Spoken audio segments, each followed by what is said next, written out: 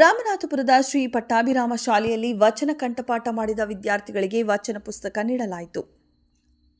ರಾಮನಾಥಪುರ 12ನೇ ಶತಮಾನದ ಶಿವಶರಣ ಬಸವಾದಿ ಪ್ರಪ್ರಥಮರು ಸರಳ ರೂಪದಲ್ಲಿ ವಚನಗಳನ್ನು ರಚಿಸಿ ವಚನ ಸಾಹಿತ್ಯ ಎಂಬ ಒಂದು ಹೊಸ ಸಾಹಿತ್ಯ ಪ್ರಕಾರದ ಸೃಷ್ಟಿಗೆ ಕಾರಣರಾದರು ಎಂದು ಶ್ರೀ ಪಟ್ಟಾಭಿರಾಮ ಗ್ರಾಮಾಂತರ ಶಾಲೆಯ ಮುಖ್ಯ ಶಿಕ್ಷಕರು ಶಿವರಾಮು ಮೆಚ್ಚುಗೆ ವ್ಯಕ್ತಪಡಿಸಿದರು.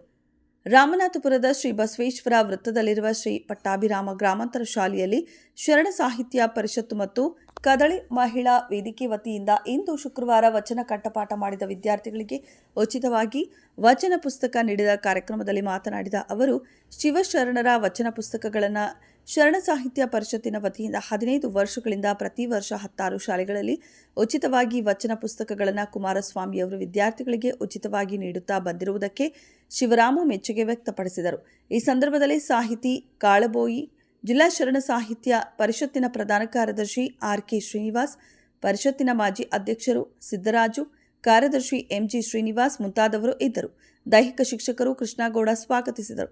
ಸಂಸ್ಕೃತ ಶಿಕ್ಷಕರು ಸುನಿಲ್ ವಂದಿಸಿ, ಶಿಕ್ಷಕಿ ಗಿರಿಜಮ್ಮ ನಿರೂಪಿಸಿದರು. ವರದಿ ಮಂಜು ಗಂಗೂರು. ಕ್ಷಣದ ಸುದ್ದಿಗಾಗಿ ವೀಕ್ಷಿಸಿ ರಾಷ್ಟ್ರಧ್ವನಿ ನ್ಯೂಸ್ ಕನ್ನಡ. ಈ ಪ್ರತಿಭಾ ಕಾರಂಜಿ ಅಂತಕ್ಕಂಥ ಸ್ಪರ್ಧೆಗಳಿಂದವು ಆ ಸ್ಪರ್ಧೆಗಳಲ್ಲಿ ವಚನಗಳನ್ನು ಭಗವದ್ಗೀತೆ ಇಟ್ಟಿದ್ದಾರೆ. ಓಕೆ, ಭಗವದ್ಗೀತೆಯ ಕೆಲವೊಂದು ಏನು ಪ್ಯಾರಾಗಳನ್ನು ಅದನ್ನು ವಾಚನ ಮಾಡ್ತಕ್ಕಂಥದ್ದು, ಕಂಠಪಾಠ ಮಾಡ್ತಕ್ಕಂಥದ್ದು, ಆ ರೀತಿಯಲ್ಲಿ ನಮ್ಮ ಕನ್ನಡ ಸಾಹಿತ್ಯದ ವಚನಗಳನ್ನು ಕೂಡ ಕಂಠಪಾಠ ಮಾಡಿಕೊಂಡು ಸ್ಪರ್ಧೆಗಳಲ್ಲಿ ಅವುಗಳನ್ನು ತೋರ್ಪಡಿಸುವಂತೆ ಆಗಲಿ, ಇದರ ಮೂಲಕ ಅವರ ಪ್ರತಿಭೆಗಳನ್ನು ತೋರಿಸುವಂತೆ ಆಗಬೇಕು ಅಂತ ಹೇಳ್ತಕ್ಕಂಥದ್ದು ನನ್ನ ಒತ್ತಾಯ ಕೂಡ ಆಗಿದೆ.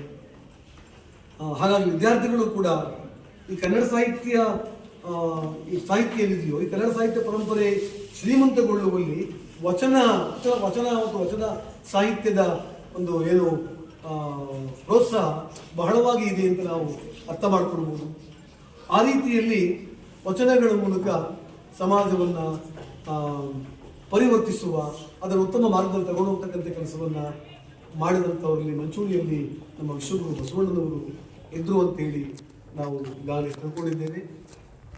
ಆ ರೀತಿಯಲ್ಲಿ ಸಮಾಜ ಸುಧಾರಣಾ ಕೆಲಸಗಳು ಮತ್ತಷ್ಟು ನಡೆಯುವಂತೆ ಆಗಲಿ, ಬಾಲ್ಯ ವಿವಾಹಗಳು ಸಂಪೂರ್ಣವಾಗಿ ನಿಲ್ಲಲಿ, ಅಂತರ್ಜಾತೀಯ ವಿವಾಹಗಳಿಗೆ ಪ್ರೋತ್ಸಾಹ ಸಿಗುವಂತೆ ಆಗಲಿ, ಬಹುಪತ್ನಿತ್ವಗಳು ನಿಂತು ಹೋಗಲಿ, ಹಾಗೆಯೇ ಏನು ಯಾವುದು ನಮ್ಮ ಜಾತೀಯತೆ ಅಂತಕ್ಕಂಥ ಈ ಪೆಡಂಬೂತಿ ಏನಿದೆಯೋ ಇದನ್ನು ಸಂಪೂರ್ಣವಾಗಿ ಹೋಗಲಾಡಿಸುವಂಥ ಕೆಲಸದಲ್ಲಿ ಸರ್ಕಾರಗಳು ಮತ್ತು ಬೇರೆ ಬೇರೆ ಸಂಘ ಸಂಸ್ಥೆಗಳು, ವಚನ ಸಾಹಿತ್ಯ ಪರಿಷತ್ತು ಸೇರಿದಂತೆ, ಕನ್ನಡ ಸಾಹಿತ್ಯ ಪರಿಷತ್ತು ಸೇರಿದಂತೆ ಅನೇಕ ಸಂಘ ಸಂಸ್ಥೆಗಳಿವೆಯೋ ಇವುಗಳು ಈ ಜಾತೀಯತೆ ಮತ್ತು ಯಾವ ಅಸಮಾನತೆಯನ್ನು ತೊಲಗಿಸುವಂತೆ ಆಗಲಿ, ಆ ಮೂಲಕ ಸಮಾಜದ ನಿರ್ಮಾಣದಲ್ಲಿ ಎಲ್ಲರೂ ಕೂಡ ಕೈ ಜೋಡಿಸ್ತಾರೆ ಅಂತ ಹೇಳಿ ನಾನು ಕೂಡ ಒಂದೆರಡು ಬಸವಣ್ಣನವರ ವಚನಗಳನ್ನು ಹೇಳ್ತಾ ನನ್ನ ಮಾತನ್ನು ಈಗ ಮುಗಿಸ್ತೇನೆ. ದೇವಾಲಯ ಸಂಸ್ಕೃತಿಯ ಬಗ್ಗೆ ಬ್ರಾಹ್ಮಣ, ಕ್ಷತ್ರಿಯ, ವೈಶ್ಯ, ಶೂದ್ರ ಈ ತರ 4 ವರ್ಣಗಳನ್ನು ಮಾಡಿಕೊಂಡು ನಮ್ಮ ಸಮಾಜನ ಒಂದು ಸಂಕುಚಿತ ಮನೋಭಾವ ಇಟ್ಸ್ಬಿಟ್ಟಿದ್ರು. ಇಂತಹ ಸಂದರ್ಭದಲ್ಲಿ 11ನೇ ಶತಮಾನದ ಅಂಚಿನಲ್ಲಿ ನಮ್ಮ ಬಸವಣ್ಣನವರು ವಚನಗಳ ಮೂಲಕ, ಈಗ ವಚನ ಅಂದ್ರೇನು, ಏನ್ ಹೇಳಿ, ವಚನ ಅಂದ್ರೇನು? ಮಾತು ಅಂದ್ರೆ ನಾವು ಆಡೋ ಮಾತುಗಳು, ಮಾತಿನ ಮೂಲಕ ಜನಗಳ ಅರ್ಥವಾಗೋ ರೀತಿಯಲ್ಲಿ ಕೆಲವೊಂದು ತಿಳುವಳಿಕೆಗಳು ಹೇಳಿದ್ರು, ಅದನ್ನೇ ಈ ವಚನಗಳು ಅಂತ ಹೇಳ್ತಾರೆ. ಈ ವಚನಗಳು ವಿಶೇಷ ಏನಂದ್ರೆ ಪ್ರಪಂಚದಲ್ಲಿ ಯಾವುದೇ ಸಾಹಿತ್ಯ ಈ ತರ ಇಲ್ಲ. ಆಡಿದರೆ ಆಡ್ತಾರನೂ ಆಡ್ಬೋದು, ಹೌದಾ? ಅದೇ ಇದನ್ನ ಮತ್ತೆ ಗದ್ಯ ತರ ಓದಬಹುದು. ಅದೇ ಅಂದ್ರೆ ಜನಸಾಮಾನ್ಯರಿಗೆಲ್ಲ ಅರ್ಥ ಆಗೋ ತರ ಈ ವಚನಗಳನ್ನ ಇದ್ ಮಾಡಿದ್ದಾರೆ. ಈಗ ನೋಡಿ, ಕಳಬೇಡ ಕೊಲಬೇಡ. ಕಳಬೇಡ ಅಂದ್ರೆ ಕಳ್ತನ ಮಾಡಬಾರ್ದು, ಕೊಲ್ಬೇಡ ಅಂದ್ರೆ ಯಾರಿಗೂ ಹಿಂಸೆ ಕೊಡಬಾರ್ದು, ಹುಸಿಯ ನುಡಿಯಲು ಬೇಡ, ಸಿಂಪಲ್ ಆಗಿದೆ, ಸುಳ್ಳು ಹೇಳಬಾರ್ದು. ಮತ್ತೆ ಮುನಿಯ ಬೇಡ, ಇನ್ನೊಬ್ರು ಕಂಡು ಮುನ್ಸ್ಕೊಳ್ಳೋದು ಅಸಹ್ಯ. ಮತ್ತೆ ಅನ್ಯರಿಗೆ ಅಸಹ್ಯ ಬೇಡ, ಇನ್ನೊಬ್ರು ಬೆಳೆದು ಮತ್ತೆ ಅವನು ಅಭಿವೃದ್ಧಿ ಆಗೋದು ನೋಡ್ಬಿಟ್ಟು ಅಸಹ್ಯ ಪಡಬೇಡ. ತನ್ನ ಬಣ್ಣಿಸಬೇಡ, ತನ್ನನ್ನು ತಾನು ಬಣ್ಣಿಸ್ಕೋಬಾರ್ದು. ಇದರ ಅಳಿಯಲು ಬೇಡ, ಇನ್ನೊಬ್ಬರನ್ನ ಆಡ್ಕೊಳ್ಳಬಾರ್ದು. ಇದೇ ಅಂತರಂಗ ಶುದ್ಧಿ, ಇದೇ ಬಹಿರಂಗ ಶುದ್ಧಿ, ಇದೇ ನಮ್ಮ ಕೂಡಲಂಗ ಸಂಗಮ ದೇವ ಬರೆಯಲಿ ಅಂತ ಹೇಳಿದ್ದಾರೆ. ಅಂದ್ರೆ ಇದನ್ನ ಮಾಡಿದ್ರೆ ಸಾಕು, ನಿಮಗೆ ದೇವರು ನಮ್ಮ ಕೂಡಲ ಸಂಗಮ ಒಪ್ಕೋತಾನೆ ಅಂತ. ಅಂದ್ರೆ ನೋಡಿ ಎಷ್ಟು ಸಿಂಪಲ್ ಆಗಿದೆ ಅದು ಭಾಷೆ. ಏನಾದ್ರು ನಮ್ಗೆ ಅರ್ಥ ಆಗಿರೋ ತರ ಇದೆಯಾ? ಬಹಳ ಸರಳವಾಗಿ ಹೇಳಿದ್ದಾರೆ. ಅದನ್ನೇ ವಚನಗಳು ಅಂತಾರೆ.